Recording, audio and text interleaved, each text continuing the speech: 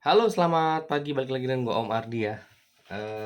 Pagi yang indah ini, weekend ini, gue mau sharing sedikit ya mengenai pinjaman awal. Jadi kemarin tuh banyak mengenai pinjaman awal berapa. Sebenarnya kalau perhitungan pinjaman, gue udah kasih tahu ya ke teman-temannya cara ngitungnya seperti laba bersih dibagi apa, angsuran dibagi laba bersih. Coba lihat deh video sebelumnya cara ngitung permohonan kredit ya supaya teman-teman tuh nggak ditolak. Artinya teman-teman terukur ya, teman-teman ngajuin 100 tuh teman-teman sudah tahu, oh angsuran sekian, laba bersih saya sekian dibagi, oh masih 34% masih oke.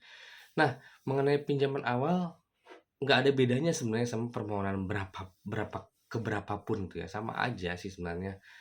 Mau pinjaman awal mau 200 mau 300 mau 20 mau 30 nggak ada yang larang teman-teman ya. Cuman gini teman-teman kadang-kadang ya, ini sih ada orang-orang memang ada bank yang memang unit pemprosesnya maksimal sampai 100 misalnya. Ada unit pemproses maksimal sampai 150, ada unit pemproses bisa langsung 500, ada ya, tergantung banknya ya, tergantung sistem banknya. Misalkan Bank BRI misalkan, unit misalkan sampai 100, terus naik 150 KCP misalkan, saya nggak tahu ya berapanya ya, 5 cabang. Kalau di BNI biasanya langsung, Mandiri juga bisa langsung maksimal 500. Jadi ya kadang-kadang memang kalau di tempat teman-teman bisa prosesnya maksimal cuma 100, kadang-kadang, seakan-akan, oh berarti awal-awal saya harus 50 dulu, 75 gitu.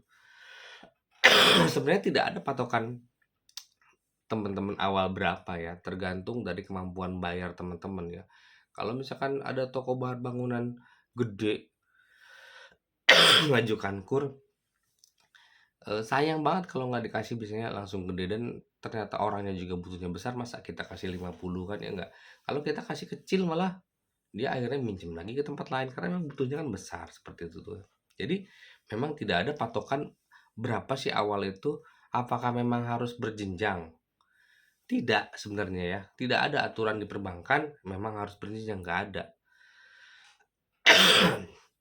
Yang membuat teman-teman berjenjang nih, satu, memang skala usahanya memang kecil dulu. Ya, jadi bank mungkin menilai teman-teman, kayaknya walaupun teman-teman mengajukan 100, bank kayaknya cuman bisa 50 juta deh. Apakah ujug-ujug bisa seperti itu? Bisa. Tapi biasanya gini teman-teman ya, kalau teman-teman ngajuin 100 nih, terus survei kan, analisnya, terus survei lah, terus sama pemimpinnya, bosnya, ya kan, pemimpin cabangnya. Kalau misalkan teman-teman ternyata kata pemimpin cabang sama analis ngobrol, kan pasti diskusi dulu, nggak habis kunjungan tuh kan. Wah kayaknya 75 dulu aja deh Pak ya, atau 50 saya beraninya karena pertimbangan ini. Banyak banget, artinya kan pertimbangannya kenapa, mungkin dari slick BI checking, teman-teman ada kredit tempat lain, kredit konsumtif gitu kan, atau mungkin, oh pasangannya ada kredit Pak di tempat ini. Sehingga teman-teman dikasih 75, biasanya teman-teman dihubungin dulu. Pak, kita sepertinya mau ngusulin atau mau memprakarsai 75 dulu ya Pak ya. Artinya apa? Memang bukan berarti teman-teman harus berjenjang. Mungkin memang saat itu bank menilai teman-teman emang baru layak dikasih 75 juta ya. Jadi tidak ada berjenjang-berjenjang itu. Nggak ada menurut saya sih. Nah, mengenai kedua, selain memang skala usahanya seperti itu, ada memang unit itu memang seperti gue bilang memprosesnya hanya sampai sebesar itu gitu. Sehingga kalau lebih dari itu dia harus, mindahin ke unit yang lebih besar seperti itu ya. Itu kan beda-beda bank, beda-beda sistem. Ada misalkan kayak BNI itu bisa langsung 500 juta, tapi prosesnya bisa langsung 500 juta, langsung di tempat itu juga dari 0 sampai 500 ya di situ-situ aja. Jadi nggak banyak jenjangnya gitu loh. Ya itu kan lebih ke apa ya, lebih ke sistem perbankan itu sendiri ya. Jadi kalau teman-teman memang, ketemu bank yang mempunyai limit proses tertentu, ya mau nggak mau seakan-akan teman-teman berjenjang itu kreditnya. Tapi ketika teman-teman misalkan ke Bank Mandiri, mungkin mungkin ya, mungkin bisa langsung proses 0 rupiah sampai 500 juta, tetap di situ misalkan ya, ini kurs-kurs kecil, ya teman-teman nggak terasa seperti berjenjang gitu kan ya. Karena apa, tetap namanya, namanya pegawai kan dia pasti lebih memprioritaskan, bisa diproses di tempat dia gitu. Iya, itu logika sederhana dan itu normal ya, jangan disalahin teman-teman, "Ah, itu mah karena prosesnya sampai 100 juta aja makanya saya 70, 80 aja dikasihnya." Mungkin iya, tapi artinya gini, teman-teman udah dibantu sama dia dan lokasi usaha teman-teman mungkin yang paling dekat unit itu yang mungkin hanya proses bisa 100 juta. Kalau pegawai-pegawainya mengarahkan di bawah 100 juta akhirnya seakan-akan kelihatan teman-teman harus berjenjang, ya itu normal teman-teman ya, namanya juga pegawai bank pengen teman-temannya udah nilai bagus kan, slicknya oke, terus, usahanya oke, ya kenapa nggak di kita dulu kan gitu ya kan ya. Itu normal-normal sekali ya. Teman-teman harusnya terima kasih sama teman-teman di unit-unit terdekat yang sudah bisa menjangkau teman-teman ya nggak.